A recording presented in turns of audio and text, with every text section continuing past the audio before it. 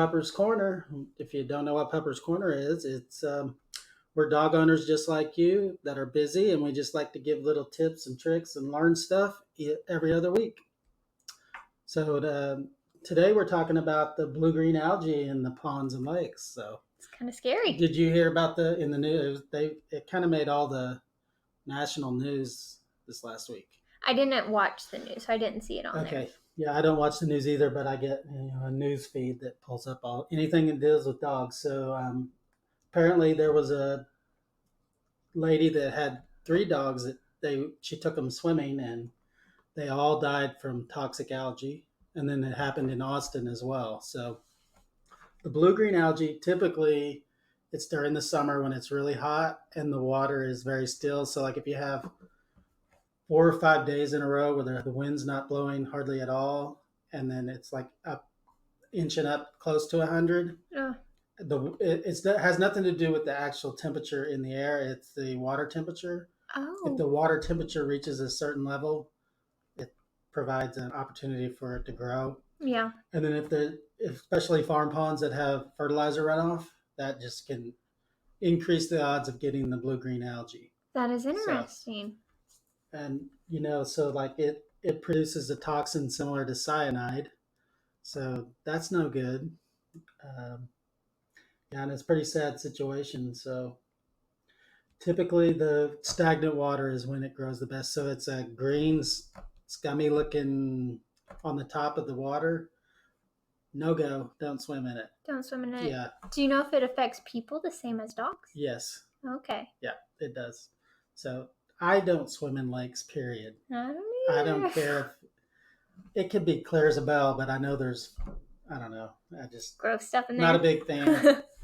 So, but I typically, my personal experience, I have 2 labs, and they would live at the lake if we would let them. But I typically don't go in the summer months because I'm a weenie and I don't like hot weather. No, just joking. Typically, the reason I don't is tons of people there. That's my reason. So I take them swimming from like as soon as we get the first cold snap, like October till February, March, April is when I go swimming with them more because there's less people at the lake. They're cold swimmers. Yes. Oh my gosh, took them. I think I told this story before where I went in January to a local. It's called a lake, but it's also like a big pond basically. Okay. But it was really cold out. I'm going to guess under 10 degrees, but they don't care. So I'm throwing that duck in the water and they're retrieving it. And as soon as they come out of the water, all that water freezes on their fur and it looks like they're covered in sleet. And then you can almost brush it off because it freezes that quickly. That is crazy. So we stayed about 5 minutes and we said, okay, this is nuts. Yeah, too cold for you guys. Yeah. So, but they didn't care one lick. They were just having a ball. Oh my gosh, they were. So, but typically if it's like mid-20s up, they would go for hours and hours. Daisy's a swimmer too. Yeah. One time she was staying at my mom's, and in the morning they looked for her like out in the garage, like, oh, where are you? And she wasn't out there. So they were kind of like freaking out a little bit, like, where is she? And they looked out front and she was swimming in the pond with the ducks, and it was cold out too. And that was, okay. Yeah. So the green on the pond. So there is a test you can do if you want to chance it. I wouldn't even. Now, the ponds that she swims in, does it have like green moss and stuff in it, or is it pretty? Right now, it is brown. Okay. Really brown, and the cows have been swimming in it a lot, which this would be bad for cows too, right? I would assume so, but that's the thing that they're stirred up and keeping it from being stagnant so that it doesn't get a chance to grow the algae. I'm guessing. So, and if there's running water into it, that's ideal. And then the research I was doing, they actually, if you have a farm pond, like my dream is to get 30 acres with the ponds on it so they can go swimming whenever they want. Yeah. So if you have stagnant water, if it doesn't have a stream coming in, you can buy solar circulators to put in the middle of the pond. Okay. And it constantly is circulating the water. Do they like fasten somehow or just float around? I don't know. The one I saw, it looked like it may be anchored. Okay. So it's anchored to the middle of the pond and it just the water circulates through it, and it just keeps the water circulating so that doesn't give the algae a chance to grow, I guess. That's pretty awesome. And I would think it would be better for the fish that are in there. So makes sense to me. Yep. And so and make sure that there's nobody close that's heavily fertilizing, and you should be good. Okay. And in our area, I know that they do they do a lake.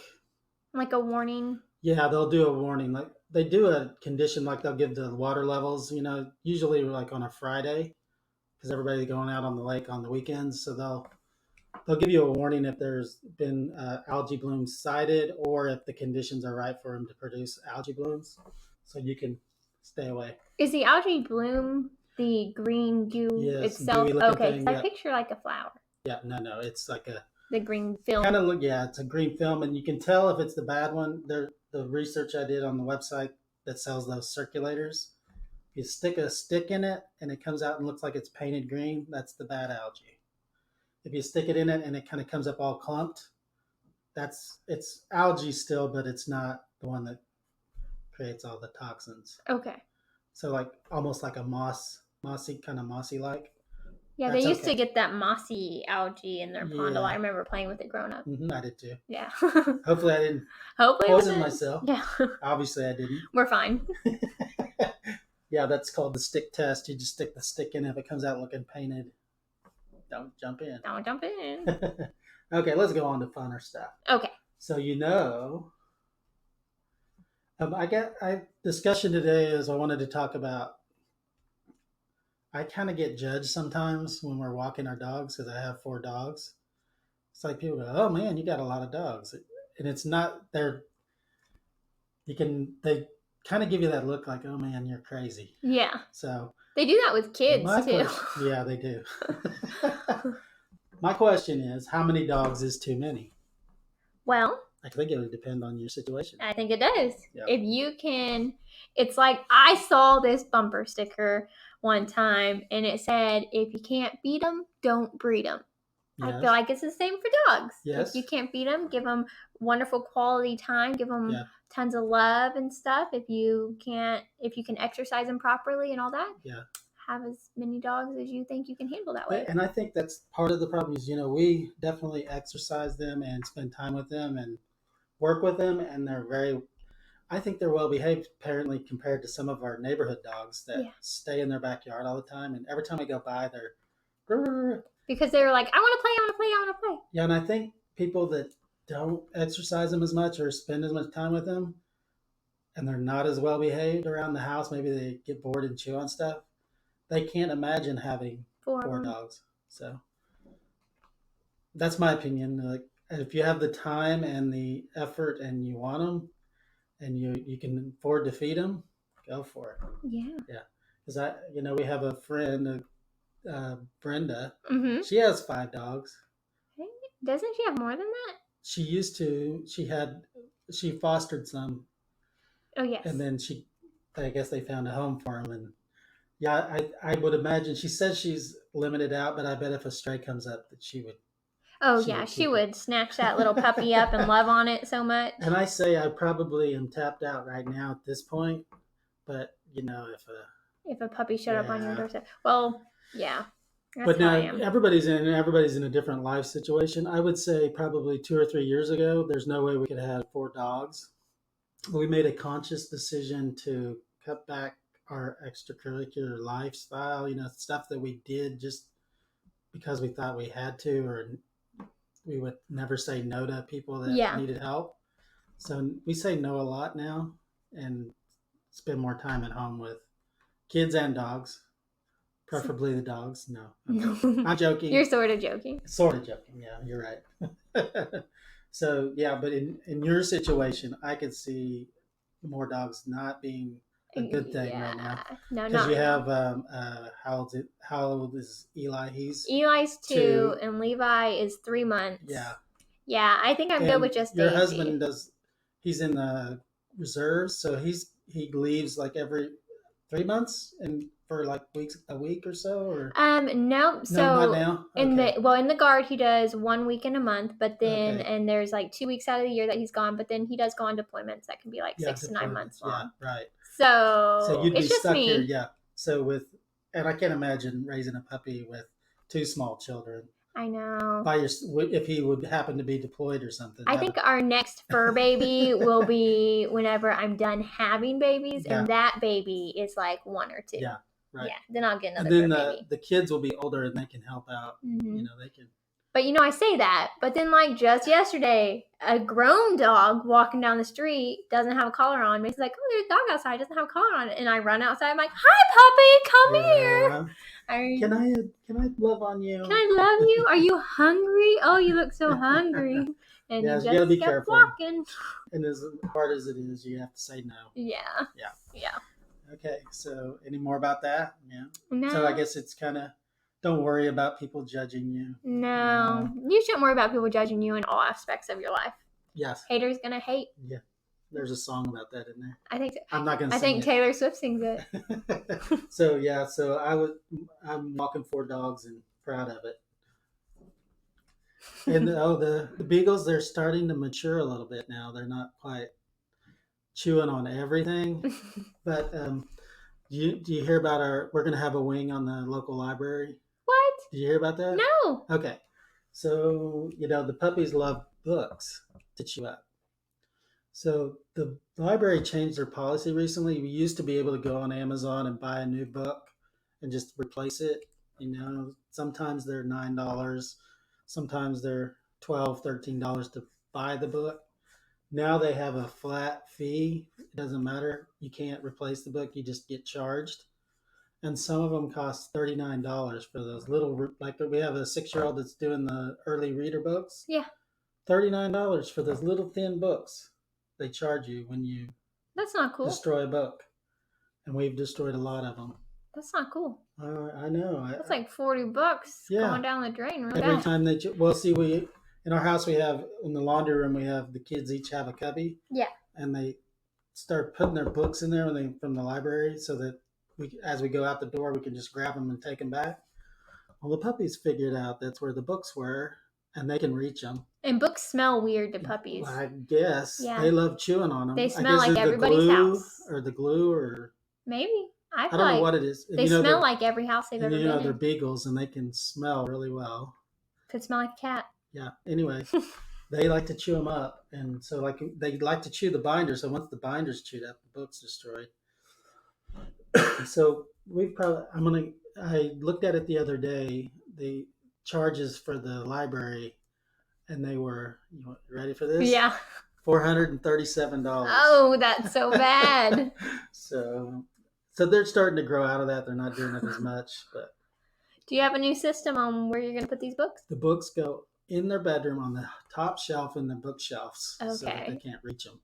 That's the one good thing about having beagles. They're short. Yeah, they are. They're cute. They're very cute. We love them to death. They are so much fun. And they found a rabbit.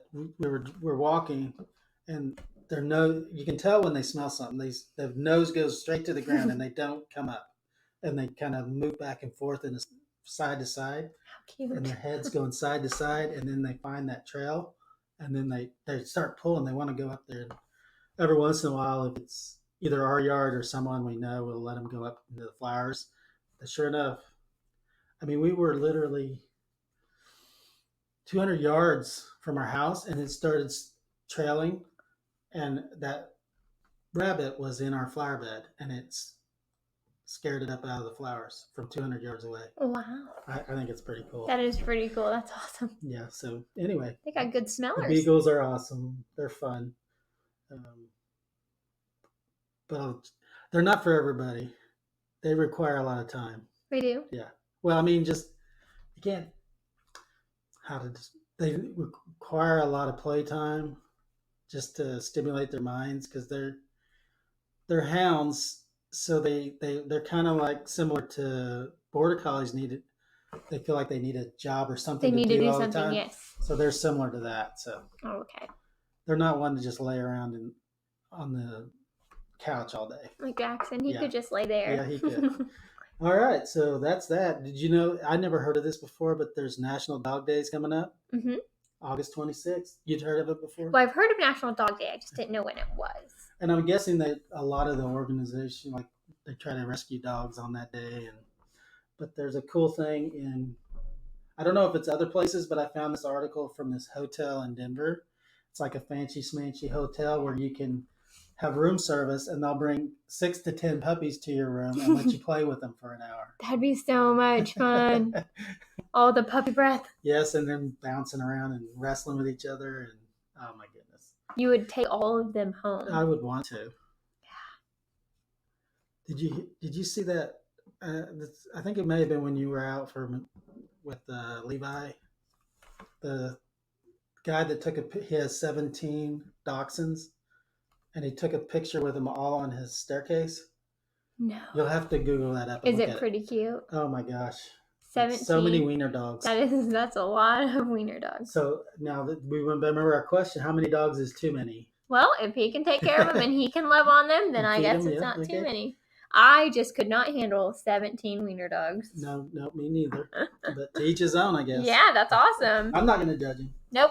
All right. So, are you doing anything for National Dog Day? I don't know. Maybe I need to plan something. I guess. Some of the things I mentioned, like just go to the store and get them an extra toy or something. Or take them to the store to pick out their toy. Yeah, there you go. I mean, Daisy likes to go. Yeah. I haven't taken the Beagles into like Petco or something yet, so I'll have to maybe I can make that trip happen. They might like that. Yeah. Yeah. Okay. I don't have anything else. Anything else? Nope, no, I can think of. All right. So we'll sign off and we'll see you in a couple of weeks. All right. Bye. Bye.